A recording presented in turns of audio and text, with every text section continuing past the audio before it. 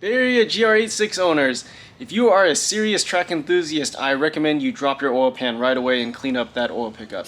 Here's why. 2022 GR86, this customer has had the oil strainer cleaned by us already. 3,000 miles later, and let's just call it 10 track days, the customer requested we drop the pan and double check the oil strainer. Alright, so here we are, pan off. And if we look inside the oil strainer, on the left side, you can see that long string and then the buildup on the left side. And unfortunately, it looks like there's still residual silicone even after this 3,000 miles that's accumulating in the oil pickup. So not very reassuring. I don't want to jump to conclusions, but it leads me to believe there's a chance that there's still other excess silicone floating around in the engine. Last minute, I just wanted to cut open this oil filter to see what the pleats look like. Long story short, we know on track these cars have oil pressure drop issues, and we've seen as large as 60 psi drop. And what concerned the owner and I was seeing the swath of metal particulates, like fine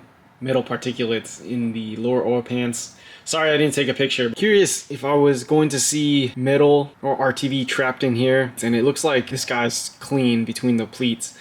The owner's also been doing Blackstone oil analysis, and nothing from the analysis shows any evidence of, excess RTV in the oil. So again, concerning, trying to narrow down what's a definitive way of telling customers does my FA24 have this RTV problem or not.